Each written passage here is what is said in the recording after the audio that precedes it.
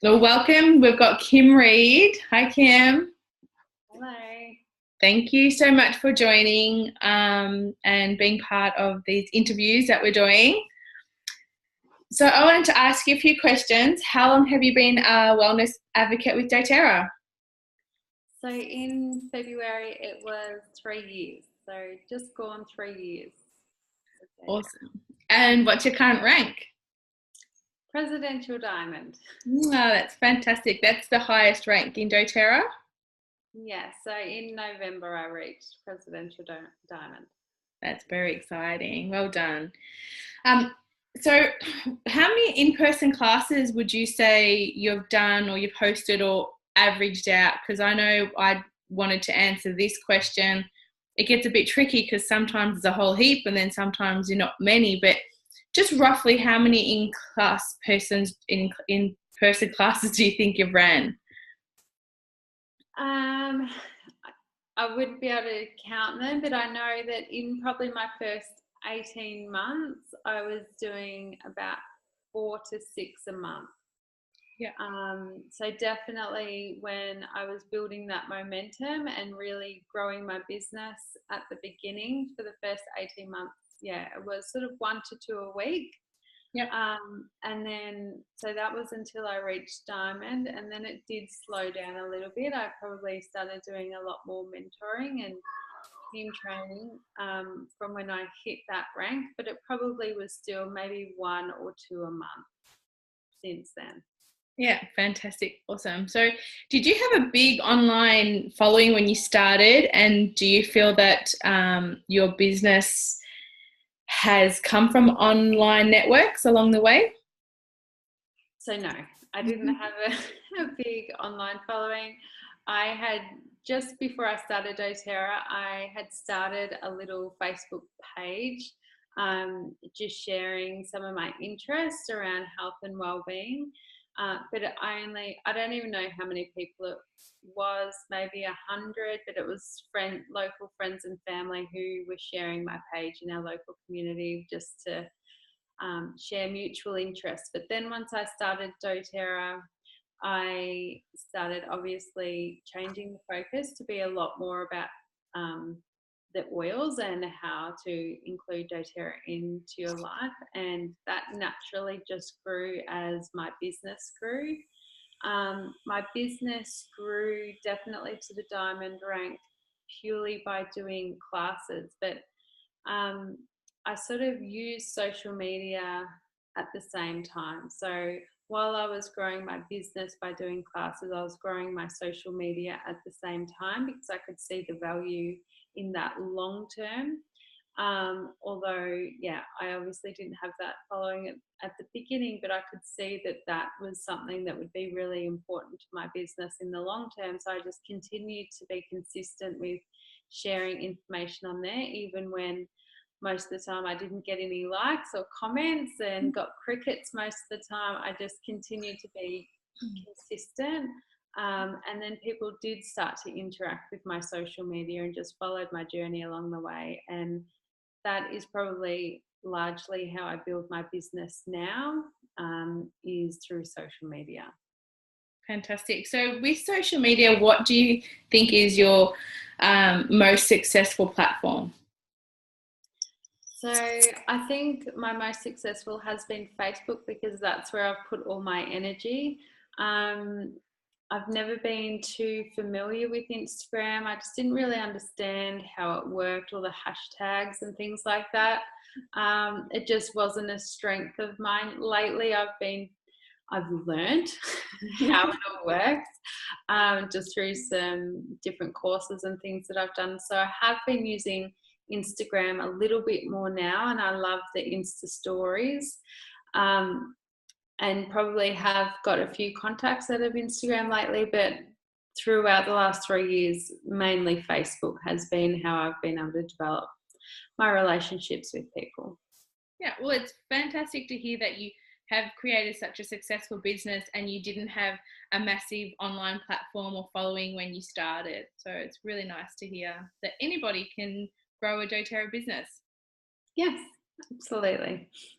So how do you bring in your enrollments? Is it from your classes? Yeah, definitely in that first 18 months. So I was, as I said, doing 4 to 6 classes a month. I was averaging maybe about 15 to 18 enrollments per month. And that was just by getting out there, sharing the oils with as many people. So mainly classes. Classes was definitely how I got those enrollments. My enrollments have slowed down a little bit since then, but uh, it's mainly based on social media, and it's just about supporting my team to, I guess, duplicate what I did in those early days. And but I think until you're at a rank that you feel comfortable to slow down a little bit, I think up until then it's really important to continue with those classes and those enrollments. Yeah, just something you said there in those early days, we get all caught up in doTERRA and a time frame, but really you've only been doing doTERRA for 3 years, and in a traditional type of business that you would see, I guess, a bricks and mortar business, that is still a baby. Like 3 years is a really short time to have a business. It is, it really is. And I think obviously everyone's timeline is going to be different. Some people might do a little less classes and less enrollments, but that might just mean that they need to do it for a lot longer time. So they might be doing like 5 years of heaps of classes and heaps of enrollments. So, which is still great. Like that's still an incredible timeline to get to some of these higher ranks. And you don't have to do it as fast as me. You can do it faster than me. There are a lot of people that have done a lot more classes and a lot more enrollments and done it faster than me. So it's just about doing what feels right to you, and a pace that is good for you and your family. Awesome. And how do you find people to join the business? So I just find people. I don't know if I find them or if they find me, but all I needed to do was get out there and share the oils. So definitely, as I said at the beginning, I was attracting a lot more people into the business because I was out there sharing the oils with a lot more people. And people just love the oils, they fall in love with them. Generally, I would say 80%, if not more, people that come into the business are just people that have started using the oils, love them, and want to introduce them into their homes and then want to share them with other people. So I think the most important thing to do to find people that want to partner with you is just get out there and share the oils with as many people, do as many classes or one-on-ones as possible, and then you will start attracting those people that want to partner with you to do the business. Absolutely awesome. How can you not fall in love with them when you start using them? Exactly. So, how do you get people to convert? So, you've been talking to someone about the oils, or you've given them some samples. Do you how do you convert them into getting the kits to when they get started? So I think it's just about showing them the value of the kits and the value of each of the oils. So in the kits, generally there's the top 10 oils. So just sharing with them what each of them can be and educating how they can use them. And then usually when people can see such a large range of ways they can use those oils, and also some of the other products in the other kits, it's just better value. So I want my customers to have the best value, and I don't think that buying just one oil is very good value for them and isn't going to make big changes.